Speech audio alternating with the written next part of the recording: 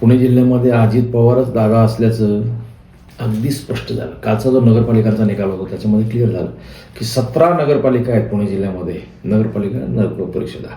त्याच्यामध्ये तब्बल 10 नगरपालिकांवरती अजित पवारांच्या राष्ट्रवादी काँग्रेसचा झेंडा फडकला. तिथे 4 नगरपालिका ह्या शिंदेंच्या शिवसेनेने घेतल्या आणि अवघ्या मला वाटतं 3 नगरपालिकांमध्ये भाजपला संधी मिळाली. म्हणजे पुणे जिल्ह्यामध्ये आपण पाहत होतो की पुणे जिल्हा आणि संपूर्ण परिसर, ग्रामीण परिसर ह्याच्यामध्ये अजित पवार, शरद पवार किंवा पुणे जिल्ह्याचा 7-12 पवारांच्या नावाचा आहे, आपण असं कायम सांगतो. आणि आता भाजपने हळूहळू पुणे जिल्हा पोखरायला सुरुवात केली. त्याच्यासाठी बरीच तोडफोड केली, मोडतोड केली.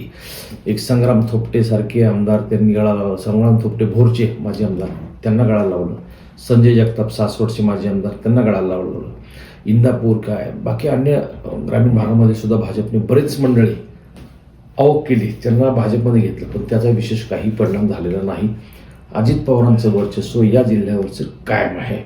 हे म्हणजे आपल्या कालच्या निकालामध्ये ते अगदी स्पष्ट झालं त्याच्यामध्ये की भाजपने ज्या पद्धतीने अजित पवारांच्या राष्ट्रवादीची कोंडी करायचा प्रयत्न केला, पार्थ पवारांचं प्रकरण बाहेर काढलं, त्याच्यामध्ये निवडणुकीच्या तोंडावरतीच अन्य काही प्रकरणं त्याच्यामध्ये मुद्दाम जाणीवपूर्वक भुंगा मागायसाठी त्यांनी सुरुवात केली होती.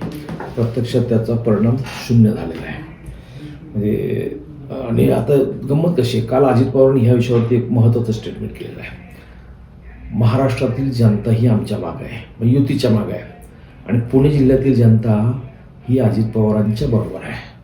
कालच्या निकालाने एक स्पष्ट केलेलं आहे की ह्या पुणे जिल्ह्यामध्ये आजही पवार हेच हुकमी हक्का आहेत. अजितदादांना कितीही त्यांनी भाजपने घेरण्याचा प्रयत्न केला तर त्यात त्यांना तसं यश आलेलं अद्यापर्यंत दिसत नाही. आणि या निकालाचे परिणाम हे येत्या महापालिका निवडणुका, जिल्हा परिषद निवडणुकांवर होणार हा एकूण आताचा अंदाज आहे. आणि अजित पवार स्वतः कालच्या पत्रकारांशी बोलताना तेच सांगितलं होतं माध्यमांना की याचा परिणाम तुम्हाला महापालिका आणि जिल्हा परिषद निवडणुकीमध्ये दिसेल. भाजपने एक ठरवलं होतं की पुणे जिल्ह्यातून अजित पवारांचं वर्चस्व उखडून काढायचं, मुळासकट सगळा त्यांचा बस्तान उखडून काढायचं. ते शक्य झालं नाही. बारामती आपण तालुका पाहिला, बारामतीमध्ये अजित पवार की अजित पवार झाला. तुम्ही बाकी अन्य नगरपालिका, मावळातल्या नगरपालिका आमदार सुनील शेळकेंनी लोणावळा, वडगाव ह्या नगरपालिका कायम ठेवल्या. तळेगावमध्ये जरी भाजपचा नगराध्यक्ष झाला ते जाणीवपूर्वक झाला, तर बाकी सगळे टीम जी आहे ती राष्ट्रवादीची आहे. नंतर म्हणजे तुम्ही बाकी राज्यात जुन्नर, खेड, आंबेगाव ह्या तिन्ही तालुक्यामध्ये शिंदेंच्या शिवसेनेचं वर्चस्व दिसून आलं नगराध्यक्षपदामध्ये. म्हणजे हे एक विशेष आहे तिथे की शिंदेंच्या शिवसेनेला, म्हणजे थोडक्यात ठाकरेंच्या शिवसेनेचं त्या भागामध्ये वर्चस्व होतं. आणि आता शिंदेंच्या शिवसेनेने चांगला शिरकाव केलेला आहे बऱ्यापैकी. म्हणजे अजित पवारांच्या खालोखाल शिंदेंची शिवसेना पुणे जिल्ह्यामध्ये आता मजबूत झालेली आहे. ठाकरेंच्या शिवसेनेतलीच मंडळी सगळी शिंदेच्या शिवसेनेत गेलेली आहे. परंतु भाजपला म्हणावा अशी संधी मिळाली नाही ह्या निवडणुकीमध्ये. याचा अर्थ पुणे जिल्ह्यामध्ये येत्या जिल्हा परिषद निवडणुकाला किंवा येत्या 15 जानेवारीला होणाऱ्या महापालिका निवडणुकीला भाजपने किती पटकली तरी अजित पवारांचं वर्चस्व हे कायम राहील हे आता एक क्लिअर झालं. जिल्ह्यामध्ये एकूण 398 जागा होत्या. 398 म्हणजे नगरपालिका, 17 नगरपालिका मिळून 398 जागा. तिथे पहिल्या क्रमांकाचा पक्ष म्हणून 183 जागा राष्ट्रवादी काँग्रेसला अजित पवारांच्या मिळाल्या. भाजपला 88 जागा मिळाल्या, शिंदेंना 55, शिंदेच्या शिवसेनेला 55, शरद पवारांच्या राष्ट्रवादीला 11, काँग्रेसला 4, ठाकरेंच्या शिवसेनेला 4, 27 हा पक्ष. थोडक्यात महायुती म्हणून भाजप, अजित पवारांचे राष्ट्रवादी आणि शिंदेची शिवसेना याने पुणे जिल्हा पूर्ण काबीज केलेला आहे. तिथे महाविकास आघाडी म्हणून ठाकरेंची शिवसेना का असू दे किंवा शरद पवारांची राष्ट्रवादी असू दे किंवा काँग्रेस असू द्या, एकदम मागे रेटलेले आहे. त्यांची परिस्थिती अत्यंत दयनीय आहे. म्हणजे ह्या गोष्टीतून काही पुढचं राजकारण एक क्लिअर होतं की पुढच्या राजकारणामध्ये, या पुढच्या काळामध्ये अजित पवारांना म्हणजे विधानसभेमध्ये किंवा लोकसभेमध्ये या पुढच्या काळात पुढच्या होणाऱ्या अजित पवारांना बरोबर घेतल्याशिवाय भाजपला तरणोपाय नाही. इव्हन मंत्रिमंडळामध्ये सुद्धा अजित पवारांचं स्थान त्याच्यामुळे भक्कम झालं आहे.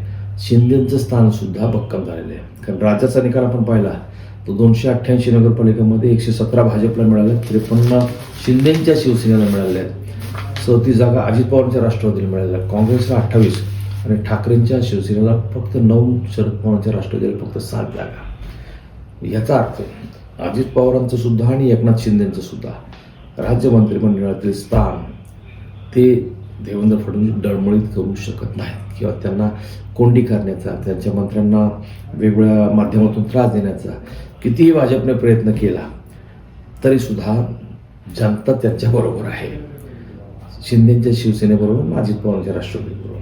त्याच्यामुळे महापालिका निवडणुकीमध्ये याचे पडसाद 100% दिसतील.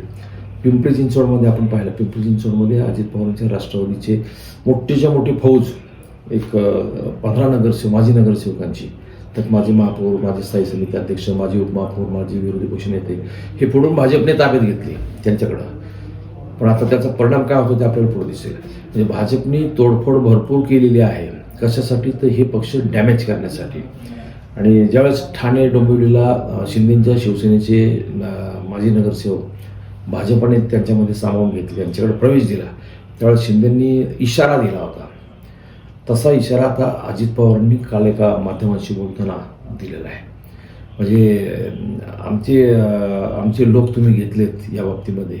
अजित पवार थोडं कडक भाषेत बोललेले आहेत तिथे, त्यांना हलक्यात घेऊ नका.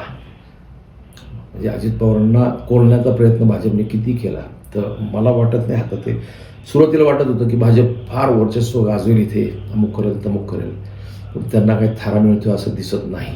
एक आहे, राज्यामध्ये ओव्हरऑल संपूर्ण निकाल जर डोळ्यासमोर ठेवला तर भाजपच्या जागा ज्या 1600 होत्या मागच्या टर्ममध्ये 17मध्ये, त्या आता जवळपास 3200 झाल्या. त्यामुळे भाजपची थोड्या थोड्या यांनी सुद्धा ताकद वाढते, हे लक्षवेधी आहे. म्हणजे ते महत्त्वाचं आहे. तो पुणे जिल्ह्यामध्ये सुद्धा भाजपच्या तशा जागा वाढलेल्या आहेत, परंतु वर्चस्व अजित पवारांचंच कायम आहे. 17 नगरपालिकांमध्ये कोण कोण नगराध्यक्ष, काही 3 नगरपालिका तर अशा आहेत त्याच्यामध्ये की जिथे राष्ट्रवादीचा नगराध्यक्ष आहे, परंतु बहुमत अन्य पक्षाकडे. मग त्याच्यामध्ये भोर आहे, मावळ आहे, शिरूर आहे, दौंड आहे, तिथे नगराध्यक्ष राष्ट्रवादीचा आहे, परंतु भाजप किंवा अन्य शिंदे शिवसेना किंवा ठाकरेची सेना अशा नगरसेवकांचं बहुमत आहे.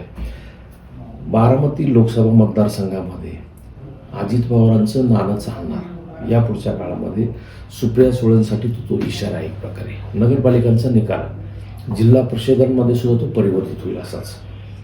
नगरपालिकांच्या निकालाचा परिणाम हा महापालिका निवडणुकीत सुद्धा दिसणार असं दिसतंय. कारण 288 नगरपालिका राज्यातल्या आहेत, त्याचे निकाल आणि विधानसभेचे मागचे निकाल हे थोडे पडताळून पाहिले आपण तर जवळपास एकसारखे आहेत. त्याच्यामध्ये महायुती भक्कम झालेली आहे, महाविकास आघाडी कमकुवत झालेली आहे. ओव्हरऑल संपूर्ण जर आपण पाहिलं तर अजित पवारांचं पुणे जिल्ह्यातलं स्थान जे आहे ते भक्कम आहे, त्यांची राजकारणावरची मांड पक्की आहे. आणि कालच्या निकालानंतर अजित पवारांचा आवाजसुद्धा वाढलेला आहे.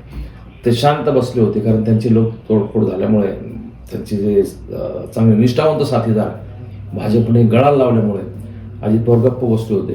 परंतु आज भाजपचाच एक मोहरा संदीप वाघेरेंसारखा तो त्यांनी राष्ट्रवादीमध्ये घेतला. आणखीन काही मोठे मोठे जे तोडीस तोड अख्खं पॅनल निवडून आणू शकतील असे काही नगरसेवक, माजी नगरसेवक हे राष्ट्रवादीमध्ये येत आहेत. थोडक्यात भाजप कुरघोडी करायला गेला तर त्याला तोडीस तोड उत्तर अजित पवारांकडून मिळेल असं आता दिसतंय.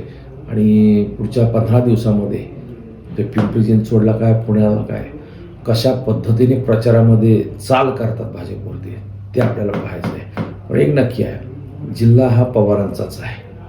धन्यवाद. तुम्हाला काय वाटतं याच्यावरती जरूर कमेंट करा.